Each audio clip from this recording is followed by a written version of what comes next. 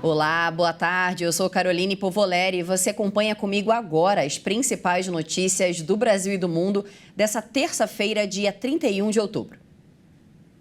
O Conselho Político de Coalizão do governo Lula se reuniu nessa manhã no Palácio do Planalto.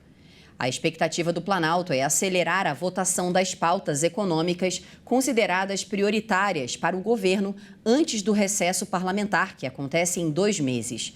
Os deputados e senadores têm cerca de 8 semanas até o fim de 2023 para votar as propostas relacionadas ao orçamento de 2024 e projetos prioritários para o governo, com o objetivo de aumentar a arrecadação no próximo ano. Entre as propostas discutidas está a que muda as regras de tributação dos incentivos fiscais de imposto sobre circulação de mercadorias e serviços, o ICMS. E o Ministério da Saúde anunciou hoje que, a partir de 2024, a vacinação contra o novo coronavírus será disponibilizada de forma anual para crianças e grupos prioritários. A imunização contra a doença será incluída no calendário nacional de vacinação e vai priorizar crianças de 6 meses a menores de 5 anos de idade, além dos grupos com maior risco de desenvolver as formas graves da Covid, como os idosos, os imunossuprimidos e as gestantes. Atualmente, a vacinação contra o vírus está à disposição de toda a população, de graça, pelo Sistema Único de Saúde, para pessoas com mais de 6 meses de vida. Depois de mais de 150 dias de seca, o rio Amazonas voltou a encher. O rio já subiu cerca de 14 centímetros em 4 dias. De acordo com o Serviço Geológico do Brasil, o rio Amazonas começou a subir em Itacoatiara, no interior do Amazonas. O rio atingiu 36 centímetros no dia 26 de outubro, o menor nível registrado em 25 anos de monitoramento no município. Anteriormente, o recorde de pior vazante era de 91 centímetros, registrado em outubro de 2010.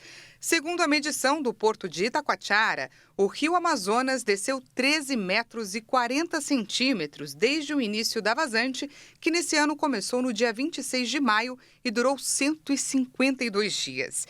Segundo a Defesa Civil no município, a seca severa deixou 70 comunidades em situação de isolamento. A vazante histórica dificultou a vida da população ribeirinha, onde várias localidades vêm sofrendo com a dificuldade para conseguir água potável, alimentos e remédios. Na navegação, o nível crítico da água também impediu a passagem de grandes navios cargueiros pela foz do Rio Madeira, prejudicando a chegada de insumos para abastecer fábricas da Zona Franca. E agora, nos destaques internacionais, o presidente americano Joe Biden emitiu um decreto exigindo que os desenvolvedores de inteligência artificial apresentem ao governo os resultados de seus testes de segurança quando seus projetos representarem um grave risco para a segurança nacional, segurança econômica ou saúde pública. Vamos ouvir o que ele disse. A ordem executiva trata da segurança e proteção da inteligência artificial. Estou invocando o que é chamado Lei de Proteção de Defesa, que o governo federal usa nos momentos mais urgentes, como a mobilização de uma nação durante um período de guerra. Essa ordem executiva usará a mesma autoridade para fazer com que as empresas provem que seus sistemas mais poderosos são seguros antes de permitir que sejam usados.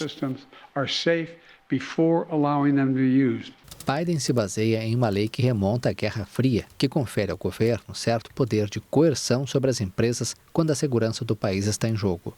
O conjunto de normas e princípios revelados pela Casa Branca são destinados a garantir que os Estados Unidos abram caminho na regulamentação da inteligência artificial. Os critérios para os testes de segurança serão estabelecidos em nível federal, de acordo com o governo americano. Em julho, várias gigantes do setor digital, incluindo Microsoft e Google, já haviam se comprometido a submeter seus sistemas de inteligência artificial a testes externos. Mas Biden tem uma margem de manobra limitada. Qualquer regulamentação verdadeiramente vinculativa e ambiciosa sobre inteligência artificial deve passar pelo Congresso. O Legislativo está dividido entre democratas e republicanos, o que torna muito improvável a adoção de uma lei em grande escala. As tropas israelenses avançaram hoje com os tanques e os tratores dentro da faixa de Gaza, entre os escombros dos edifícios bombardeados, ao mesmo tempo que prosseguem os combates com os milicianos do movimento palestino Hamas. As imagens divulgadas pelo exército israelense mostram os soldados avançando em um cenário de desolação, entre prédios que foram reduzidos e pilhas de pedras e metal retorcido pelos incessantes bombardeios de represália efetuados por Israel desde o ataque do Hamas em 7 de outubro. Israel afirmou que atacou 300 alvos na quarta noite de ofensivas terrestres em Gaza, em que suas tropas enfrentaram fogo antitanque e tiros dos combatentes do Hamas, que governa este território palestino desde 2007. Segundo o Ministério da Saúde do Hamas, os bombardeios israelenses mataram 8.525 pessoas desde 7 de outubro, incluindo mais de 3.500 menores de idade. Na segunda-feira, o primeiro-ministro Benjamin Netanyahu descartou os apelos internacionais por um cessar-fogo. O premier prometeu aniquilar o movimento palestino devido ao ataque de 7 de outubro em território israelense, que deixou 1.400 mortos, a maioria civis. No ataque, o Hamas tomou 240 pessoas como reféns, segundo os números atualizados divulgados pelas autoridades israelenses. Ao mesmo tempo, o Hamas continua atacando Israel. Nesta terça-feira, os cidadãos de Tel Aviv buscaram abrigo, enquanto as sirenes tocavam, alertando para o lançamento de foguetes.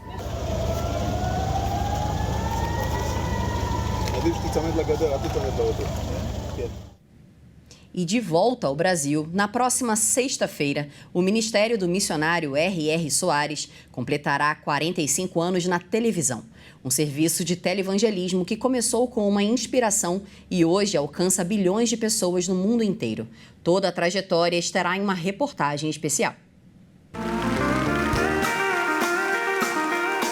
Meus amigos, agora dia 3 de novembro eu vou completar 45 anos na televisão. Estou seguindo a Jesus Cristo. Foi essa tecnologia que permitiu ao missionário R.R. Soares realizar o sonho que nasceu em seu coração ainda na infância.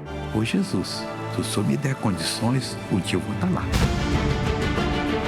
3 de novembro de 1978. Essa foi a data em que o primeiro programa apresentado pelo missionário R.R. Soares foi ao ar pela TV Tupi. Bom dia, meus amigos do Rio, meus amigos de São Paulo, de Mato Grosso, de Minas, de Goiás, Paraná, de toda essa região abençoada por Deus, onde nosso programa está entrando. Primeira vez foi muito emocionante. Era bem simples, mas ali ia para o Brasil e para o mundo. E se tornou o primeiro pregador de todas as noites no horário nobre da TV brasileira. Pregou o evangelho que cura, que liberta, que transforma vidas.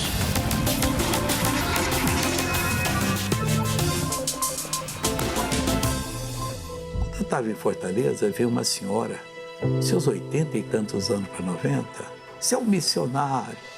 Eu estava orando e Jesus me disse que vai dar um canal de televisão para vocês. Até que ele anunciou a RIT. Hoje é um dia histórico. Acho que não terminamos a missão, não. Tem muito mais coisa a fazer em nome de Jesus. Estou seguindo a Jesus Cristo. Atrás não volto não. A reportagem completa você pode conferir no Jornal das 22 horas na sexta-feira. E essa edição fica por aqui, mas se você quiser rever essa ou conferir outras reportagens em qualquer hora do dia, é só acessar o nosso canal HIT Notícias no YouTube. Muito obrigada pela sua companhia. Tchau, tchau.